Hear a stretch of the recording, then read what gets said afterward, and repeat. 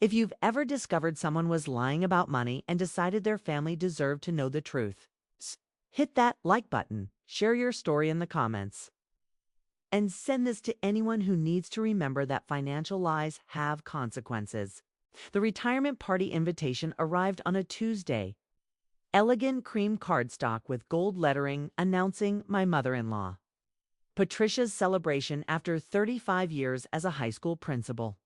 At the bottom, in my husband Derek's handwriting, was a note, "Can't wait to surprise Mom with our contribution to her retirement fund. She's going to be so proud of how well we're doing."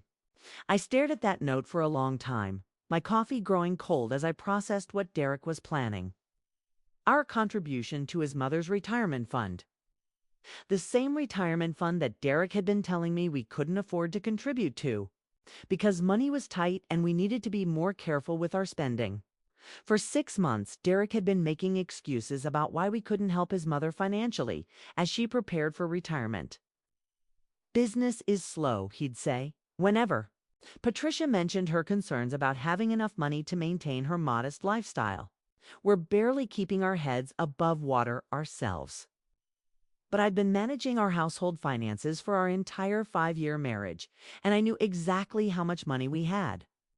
Derek's consulting business was thriving, bringing in more money than we'd ever had before. We weren't struggling financially, we were actually doing better than ever. So why was Derek lying to both his mother and me about our financial situation? That evening, when Derek came home from his office, I showed him the invitation. "Your mom's retirement party looks lovely. What's this about our contribution to her retirement fund?"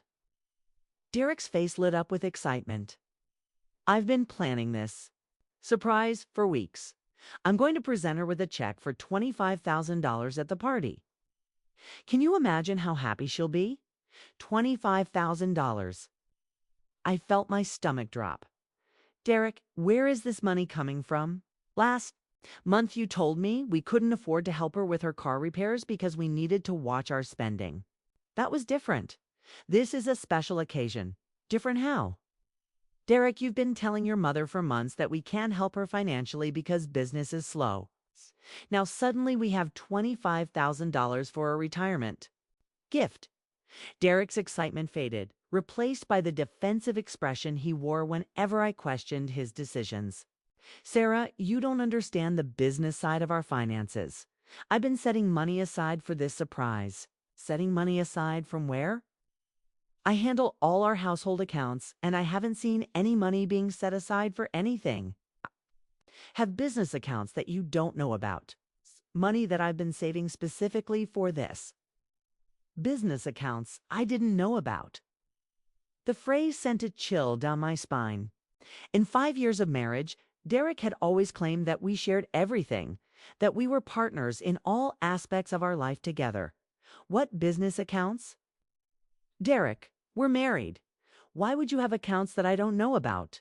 "'Cause they're for business purposes. You don't need to worry about every detail of how I manage my professional finances." But I did need to worry about it because Derek's professional finances were our family finances. His consulting income was what paid our mortgage, our car payments, our living expenses. If he was hiding business accounts from me, he was hiding our marital assets. "Derek, I want to see these accounts. Want to understand where this money is coming from." "That's not necessary, Sarah. You handle the household budget. I handle the business finances. It's worked fine for 5 years. It's worked fine because I trusted you. But if you're hiding money from me, then maybe that trust was misplaced." The argument that followed was unlike anything we'd ever had. Derek insisted that keeping separate business accounts was normal and that I was being paranoid by wanting to see them. I insisted that married couples shouldn't hide financial assets from each other, especially when those assets were significant enough to fund a $25,000 gift. "Sarah, you're making this into a bigger deal than it needs to be. I'm trying to do something nice for my mother. I'm not questioning your desire to help your mother.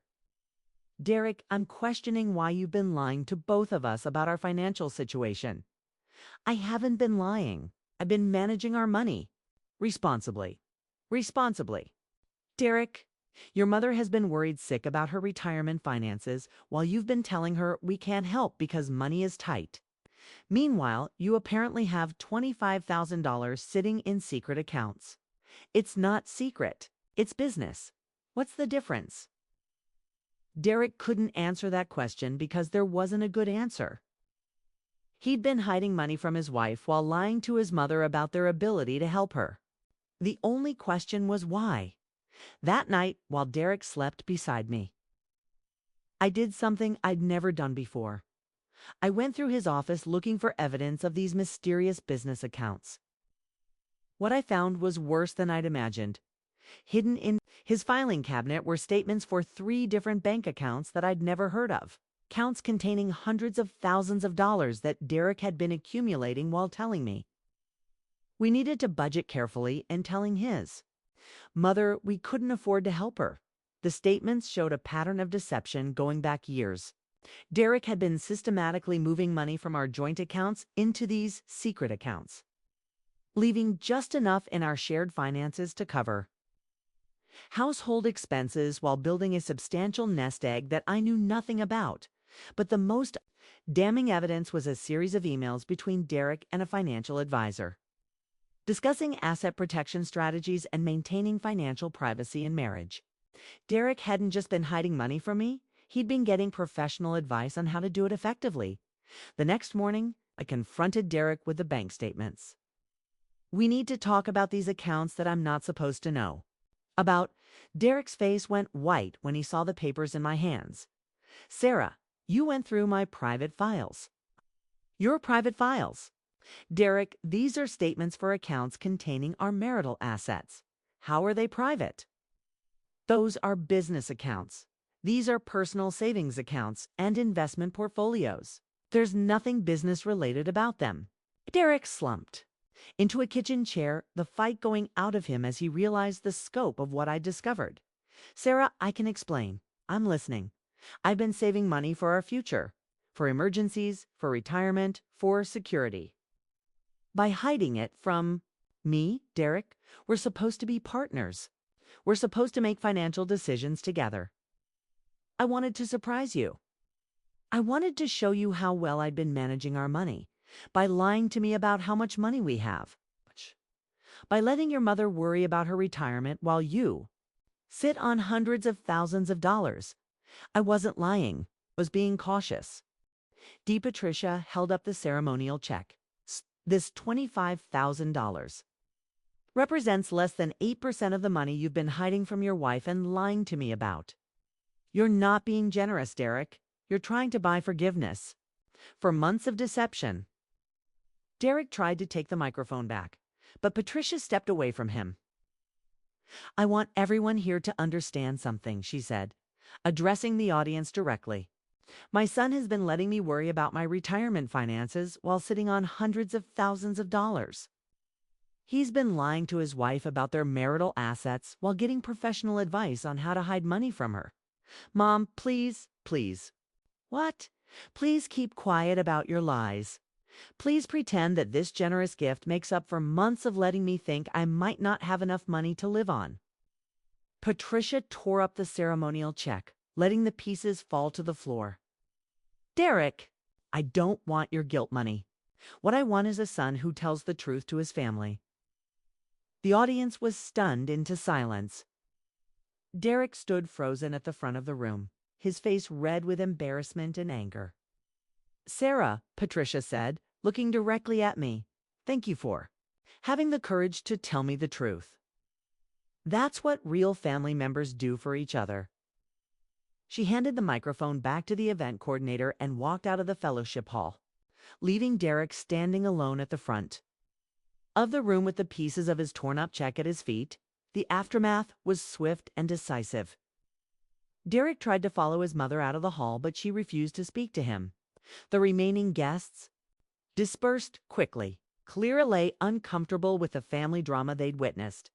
Derek and I drove home in silence, the weight of his public humiliation filling the car like a toxic cloud. I can't believe you told my mother about the accounts, he said finally. I can't believe you lied to your mother about money while she worried about her retirement. Those accounts were private. You had no right to share that information. Derek, your mother has been cutting back on groceries and skipping medical appointments because she was worried about money. Meanwhile, you've been sitting on hundreds of thousands of dollars. How is that private? You've destroyed my relationship with my mother. I didn't destroy anything, Derek. I just revealed what you'd already destroyed with your lies. She'll never forgive me for this. Maybe not. But at least now she knows the truth about who you really are. Derek moved out the following week, unable to face the daily reminder of how thoroughly his deception had been exposed. The divorce proceedings were surprisingly straightforward. It's partly because all of Derek's hidden assets had already been discovered and documented. Patricia and I maintained our relationship throughout the divorce and beyond. She became the mother figure I'd never had, and I became the daughter she'd always wanted, one who valued honesty over financial gain. You know, she told me 6 months later over coffee, Derek called yesterday asking if I'd forgiven him yet. What did you tell him? I told him that forgiveness requires genuine remorse, not just embarrassment at being caught. Derek isn't sorry for lying to us. He's sorry that his lies were exposed publicly. Do you think he'll ever understand what he did wrong? I think Derek will always see himself as the victim in this situation. He'll convince himself that we overreacted, that keeping financial secrets was somehow justified, that we should have been grateful for his eventual generosity. Patricia was right. Batisa was right. Derek never did take responsibility for his deception. He remarried. 2 years later, and according to mutual friends, he's already started the same pattern of financial secrecy with his new wife. But Patricia thrived in retirement, using the money she'd saved by living frugally to travel, volunteer, and enjoy the independence she'd worked so hard to achieve. She never needed Derek's money. But she'd needed to know that her son valued honesty and family loyalty. Some stories end with reconciliation and forgiveness. This one ends with a woman who learned that sometimes the most loving thing you can do is refuse to enable someone's lies, even when that someone is family. Derek wanted to surprise his mother with a generous gift. While maintaining his financial secrets, what he got was a public revelation of his deception and the loss of both his marriage and his mother's respect. The bank statements I sent to Patricia weren't just financial documents. They were evidence of Derek's character, proof that he was willing to let the people he claimed to love worry unnecessarily while he hoarded wealth in secret. Sometimes the best retirement gift you can give someone isn't money. It's the truth about who they can really count on. Patricia got both. The truth about her son's deception and the knowledge that her daughter-in-law valued honesty over keeping family secrets. Derek learned that hiding money from your family works, right up until the moment someone decides that the truth is more important than keeping the peace. And sometimes that moment comes at exactly the wrong time, like when you're trying to play the generous son in front of everyone who matters to you. The ceremonial check was torn up and thrown away. But the real gift Patricia received that night was priceless. The knowledge that she'd raised a son who was capable of profound selfishness. And the daughter-in-law who was brave enough to tell her the truth about it. Derek, you told your mother last month that we couldn't afford to help her with a $2,000 car repair. You have over $300,000 in these accounts. How is that not lying? Derek was quiet for a long moment, staring at the bank statements spread across our kitchen table. I wanted to make sure we were secure before we started helping other people. Other people. Derek, that's your mother. The woman who raised you, who worked 2 jobs to put you through college, who has been worried sick about having enough money for retirement. I know, but what? But you thought it was more important to hoard money than to help the woman who sacrificed everything for you? I wasn't hoarding. I was planning. You were lying. To me, to your mother, to yourself about what kind of person you are. The conversation continued for hours, with Derek alternating between justifying his secrecy and minimizing its importance. He claimed he'd been planning to tell me about the accounts eventually. He insisted that keeping financial reserves was responsible planning. He argued that his mother didn't really need their help because she had her pension and Social Security. But none of his explanations could change the fundamental truth. Derek had been lying to both the women who loved him most, letting us worry about money while he accumulated wealth.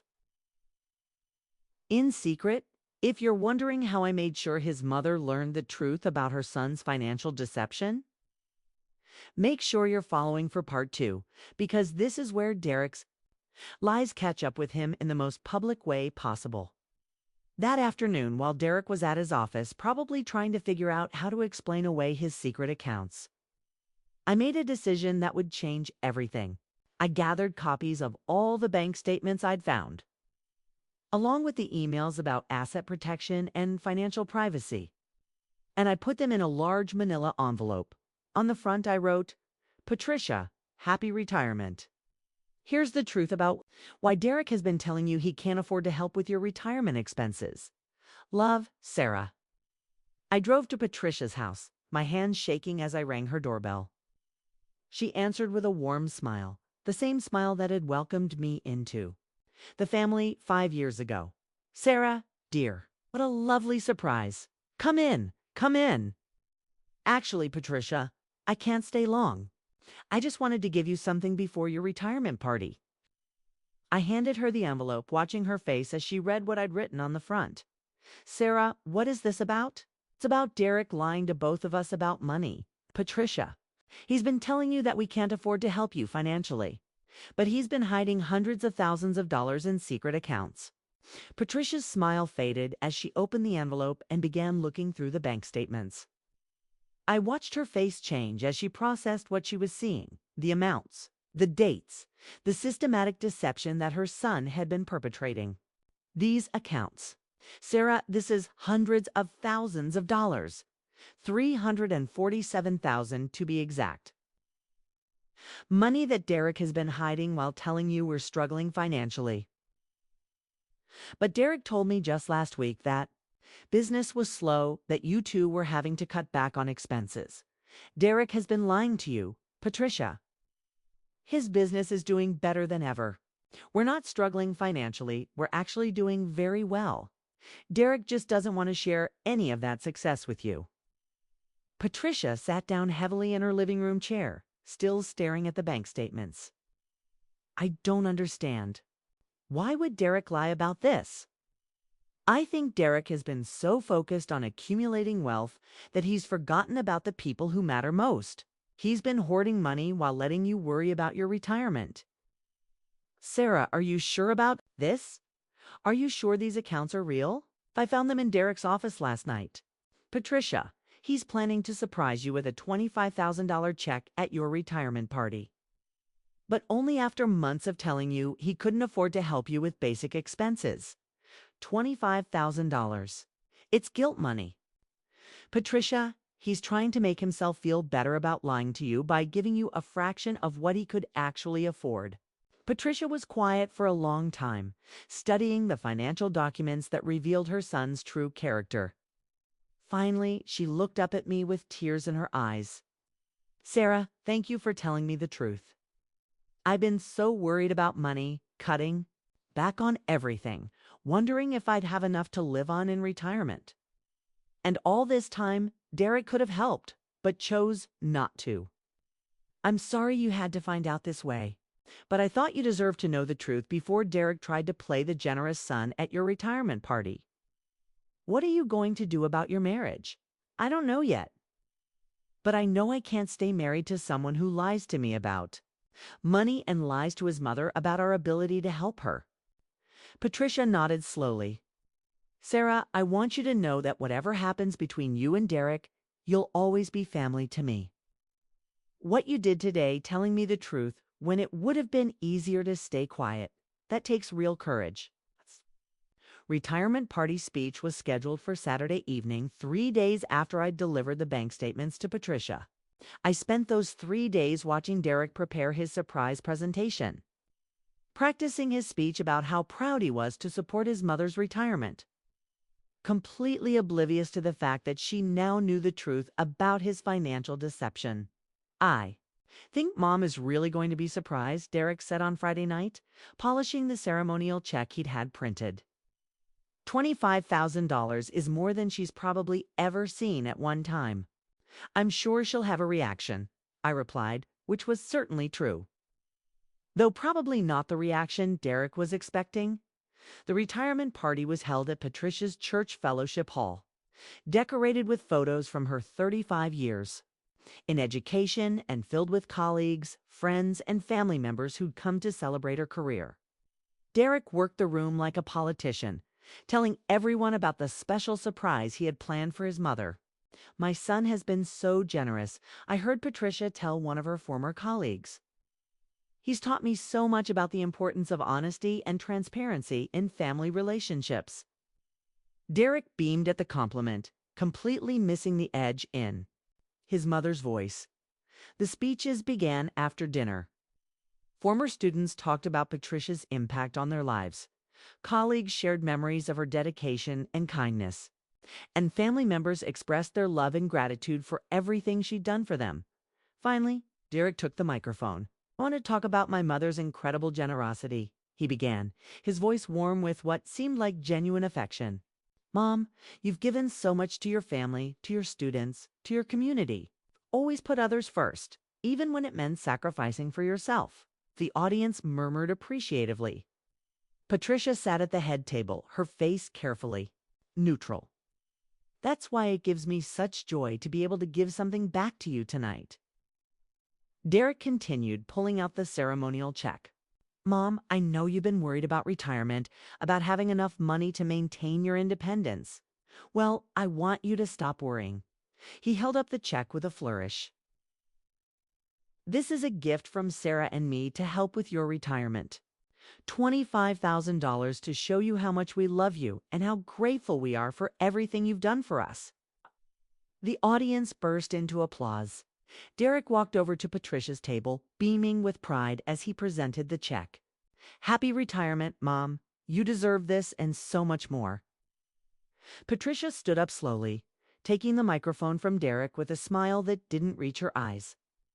Thank you, Derek. This is indeed a surprise. She looked out at the audience, then back at her son. You know, Derek, you're right that I've been worried about retirement finances. In fact, I've been worried about them for months. Derek's smile began to falter as something in his mother's tone registered. I've been worried because my son has been telling me for months that he couldn't afford to help me with basic expenses. Car repairs, medical bills, home maintenance. Derek has consistently told me that money was tight and that he and Sarah were struggling financially. The audience grew quiet, sensing that this wasn't going in the direction they'd expected. So imagine my surprise, Patricia continued, when I discovered that Derek has been hiding over $300,000 in secret bank accounts while telling me he couldn't afford to help with a $2,000 car repair. Face went white. Mom, what are you talking about? I'm talking about the bank statements that Sarah brought me earlier this week. The statements showing that you've been systematically hiding money from your wife while lying to your mother about your ability to help her. The fellowship hall was dead silent now. Derek looked around desperately, as if searching for an escape route. Derek, Patricia said, her voice carrying the authority of someone who'd spent 35 years managing difficult situations. Would you like to explain to everyone here why you've been lying to your family about money? Mom, this isn't the place for what? For honesty? For transparency? For treating your family with the respect they deserve.